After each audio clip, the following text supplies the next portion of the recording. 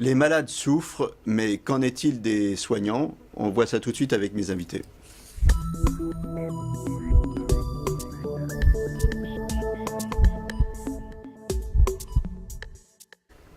Alors je suis sur ce plateau avec le docteur Bernard Devalois. Vous êtes chef du service de l'unité de soins palliatifs du centre hospitalier René Dubos à Pontoise, et le docteur Daniel Seffer. Vous êtes vice-président de l'association SPS Soins aux professionnels de santé. Rendus vulnérables. Docteur Devalois, vous avez écrit aussi un ouvrage qui s'appelle Les mots de la fin de vie aux presses universitaires. Alors pour commencer, je vous propose de lire un témoignage que j'ai vu sur le site de votre association, qui est celui d'Antoine Staumont, et qui est le suivant. Après l'arrivée de notre troisième enfant, début 2012, ma femme a arrêté son activité au cabinet. Ma charge de travail a du coup augmenté. Comme le cabinet fonctionnait bien, elle s'est encore amplifiée avec l'arrivée de nouveaux patients. Progressivement, et sans m'en rendre compte, mon comportement au travail et dans la vie a changé. J'étais animé par le désir d'en faire toujours plus pour les patients et pour la recherche totale de leur satisfaction. Le cabinet prenait le dessus, surtout, et notamment sur ma vie de famille. Cet acharnement a fini par retentir sur la qualité de mon travail et sur mon état physique et mental. J'étais irritable, épuisé. Dès le lever, je souffrais de troubles de la mémoire de plus en plus importants. Jusqu'au jour où, en mars 2014, j'ai pris l'autoroute, je me suis arrêté sur une aire de repos et j'ai avalé des dizaines d'anxiolytiques. C'est grâce à ma femme et à mon portable, par géolocalisation, que le SMUR m'a retrouvé quelques heures après. Donc voilà un premier témoignage. On va rappeler aussi que début février, un infirmier à l'hôpital Georges Pompidou s'est défenestré. Donc ce syndrome d'épuisement professionnel, ce burn-out, cette souffrance des soignants, cette addiction, ces comportements suicidaires, est-ce que les soignants sont vulnérables? Absolument, et c'est un problème de société immense, immense. Parce que les soignants sont en général en situation de solitude, sauf exception lorsqu'ils travaillent dans des centres de santé, mais en général, sur les 1 800 000 personnes qui sont des professionnels de santé en France, toutes professions confondues, les infirmières étant les plus nombreuses, infirmières et infirmiers aux environs de 600 000. Le ressenti actuel est phénoménal en tant que souffrance. Vous travaillez, vous, dans un service de soins palliatifs. Est-ce qu'il y a des spécialités qui sont plus exposées que d'autres? Alors, ce qu'on sait, c'est que parmi beaucoup de facteurs sur lesquels on reviendra, je pense, le fait d'être confronté à la mort de manière quasi quotidienne, comme on peut l'être dans une unité de soins palliatifs, mais comme on peut l'être dans un service de réanimation, dans un service d'oncologie, etc., est un facteur qui contribue à la survenue du syndrome d'épuisement professionnel. Mais en fonction du mode d'organisation de ces services, on peut plus ou moins se protéger du syndrome d'épuisement professionnel. Il y a des stratégies d'évitement, on y reviendra tout à l'heure. Est-ce qu'on a des statistiques, l'un ou l'autre? Est-ce que vous savez si on a des statistiques? Moi, je peux vous donner une statistique, c'est mon ancien métier, hein, je suis anesthésiste réanimateur de formation. La réanimation dont je parlais, qui est très confrontée à la survenue du décès, il y a des études aussi bien anglo-saxonnes que françaises qui montrent qu'environ un peu moins d'un quart, autour de 20% des infirmières et aides-soignantes en réanimation ont des tests positifs, puisqu'il y a des tests qui permettent de dépister le burn-out, et je voudrais insister là-dessus, c'est un tiers des médecins. C'est-à-dire que contrairement à ce qu'on dit souvent, les médecins, en tout cas en réanimation, sur des données solides, sont encore plus exposés que les infirmières et les soignants. Simplement, ils ont moins tendance encore que les infirmières et les soignantes à reconnaître leur état d'épuisement professionnel. Un tiers des médecins et 25% en réanimation. En réanimation. Oui. L'estimation aussi, il y a une estimation qui fait que à peu près un professionnel de santé sur deux a été ou sera exposé donc à l'épuisement professionnel. D'accord. Alors, 1 sur 2. On va revenir aux différentes causes. La charge de travail, c'est une cause? Ça en fait partie, oui, tout à fait. Ça en fait partie. Ça en fait partie, avec en plus les inconvénients de la vie moderne, les différentes pressions, avec le travail administratif, le travail avec l'ordinateur, le téléphone, l'immersion des patients dans des horaires qui ne sont pas forcément des horaires de disponibilité fait que toutes ces accumulations contribuent à l'épuisement. Je dirais que c'est plus encore que la charge de travail, c'en est une conséquence, c'est l'organisation du travail.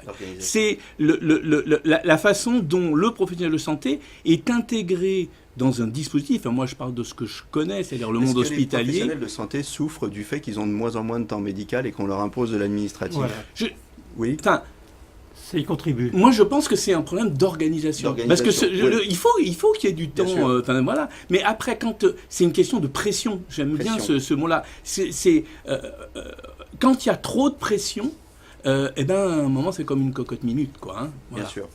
La souffrance des autres, est-ce que le fait que le soignant voit les autres souffrir en permanence, alors les soins palliatifs, mais par exemple quand on est dans un service de pédiatrie, qu'on doit piquer des enfants, qu'ils ont mal, qu'ils pleurent, qu'ils réclament leur mère, est-ce que ça aussi, ça... C'est fini ça, hein. La prévention de l'acte douloureux en pédiatrie depuis longtemps et maintenant chez les adultes, il n'y a plus de gestes douloureux. On sait qu'effectivement, pour une infirmière aller piquer et faire mal, c'est juste très compliqué. Aujourd'hui, on a les moyens on a des patchs, on a un tas de systèmes, on fait la prévention de l'acte douloureux. Mais vous avez raison, si ça persistait, ou dans les peut-être rares endroits dans lesquels ça existe encore, c'est un facteur. Ça fait souffrir. C'est un facteur. Mais oui, vous avez raison, sans citer le philosophe Lévinas, la souffrance de l'autre est quelque chose qui entraîne une souffrance. Quand on se sent impuissant, et justement dans une unité de soins palliatifs, on a développé des prises en charge. C'était la prochaine cause que je voulais évoquer, l'impuissance devant la maladie.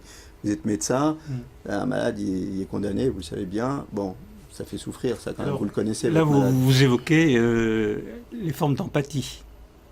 Et le fait de communiquer avec ces patients pour avoir des comportements de réassurance, parce que très souvent le corps médical emploie des termes un petit peu trop scientifiques et les patients ont besoin de comprendre un petit peu mieux l'évolution et d'être pris en considération. Mais par rapport à la souffrance, je voudrais revenir sur la situation d'étudiants en santé. Les étudiants en santé souffrent aussi parce qu'ils ont une formation. Au cours des études, ils subissent beaucoup de pression, dont le grand nombre d'examens à passer, comme des sauts d'obstacles. Ils sont obligés de travailler intensément et parfois leurs conditions économiques sont telles qu'ils sont obligés de faire un métier pour pouvoir poursuivre leurs études. Alors ils sont eux aussi à prendre en considération de la même façon que les internes ou les chefs de clinique. Parce que cette souffrance, elle est commune à l'ensemble des professionnels de santé, quelle que soit leur activité, que ce soit hospitalo-universitaire, que ce soit les hôpitaux généraux, que ce soit les cabinets, que ce soit les libéraux, véritablement, le problème se pose.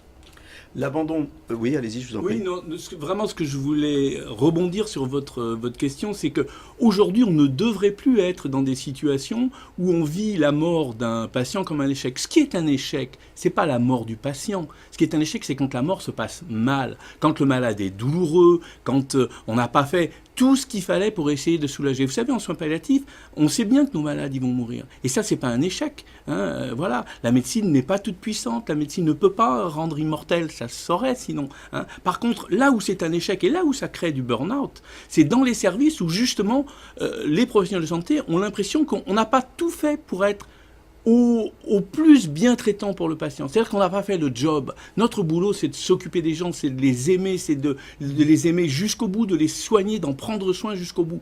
Alors, et quand cet idéal-là, il se heurte à la réalité, c'est là où il y a le burn-out. Quand on les aime, on souffre quand on les voit partir. Donc, non, on souffre quand on les voit souffrir.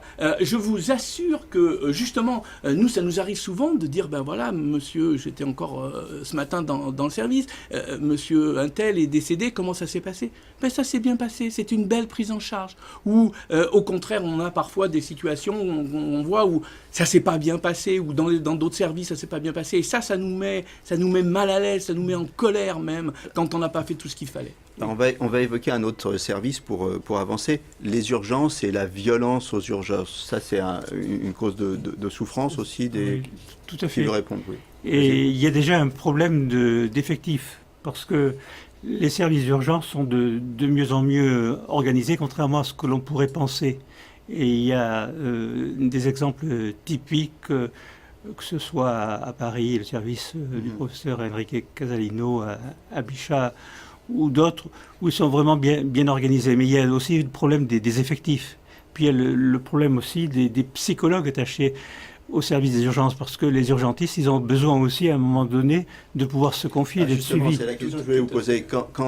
Quels signes doivent nous alerter quand on est soignant pour se dire « Oh là, attention, je file tout droit au burn-out ».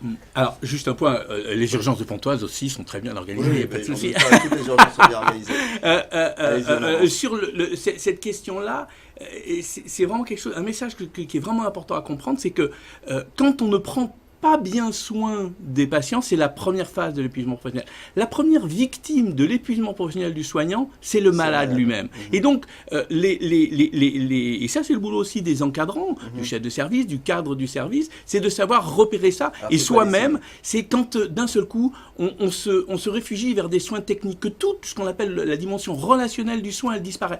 Ah ben moi je suis infirmière, moi je fais ce que le docteur m'a dit de faire, c'est complètement stupide. Donc on se protège et on se réfugie. Et on n'est plus dans le soin, dans ce que j'appelle l'amour, c'est peut-être un grand mot, mais c'est pas mal. Est-ce que c'est facile de faire reconnaître à un soignant qu'il est malade, en fait, et qu'il est plus en capacité, en fait, de prendre soin des autres? Comment on fait? C'est vrai que c'est compliqué. Ouais. Alors, on peut faire ce qu'on ne peut pas le faire dans une situation de masse. On a des tests de dépistage. Nous, on l'a fait dans notre service pour essayer de dépister un peu à travers un certain nombre de questionnaires qui sont validés. Au quotidien, c'est la notion d'équipe, et ça en libéral c'est beaucoup plus compliqué, mais nous on est capable, on sait, tiens, une telle elle est fatiguée, elle a des problèmes dans sa vie, bon, et donc là on va en prendre soin elle aussi, c'est-à-dire que les soignants ils ont besoin que l'équipe prenne soin d'eux, et là où ça coince, c'est quand d'un seul coup ça marche plus. Alors en libéral c'est compliqué, il y a un numéro de téléphone, on va le rappeler parce qu'on arrive au terme de ce programme, qui est le 0805. Ça c'est la plateforme d'appel. Voilà, donc 0805 23 23 36, c'est la plateforme d'appel. 24 heures sur 24, 7 jours sur 7, dans l'anonymat, parce que c'est très important, c'est l'anonymat. Grâce à l'anonymat, la personne qui est en souffrance va être identifiée et le cheminement ensuite des actions thérapeutiques va lui permettre de bénéficier de centres dédiés où elle pourra séjourner et dans une région différente de celle où elle exerce. En 2 mots, en 15 secondes, vous avez mis au point dans votre service des stratégies d'évitement? Alors, c'est pas dans notre service, dans toutes les unités de soins palliatifs, il y a effectivement, en anglais on appelle ça le coping, en français on va dire des stratégies d'adaptation. Il y a des stratégies d'adaptation positives pour essayer de faire face à toute cette proximité permanente avec la mort et de le positiver, alors que dans d'autres endroits, eh bien, il y a des stratégies d'adaptation négatives et qui débouchent sur l'épuisement professionnel. Alors voilà, donc les soignants souffrent aussi, charge de travail, la souffrance des autres, la douleur, l'impuissance devant la maladie, la mort, la violence, c'est des thèmes qu'on a évoqués. Il y a un numéro d'appel où ils peuvent parler, qui est le 0805 23 23 36. J'ai l'habitude de terminer cette émission en disant portez-vous bien. Aujourd'hui, c'est aux soignants que je le dis, portez-vous bien. Est-ce que je peux ajouter juste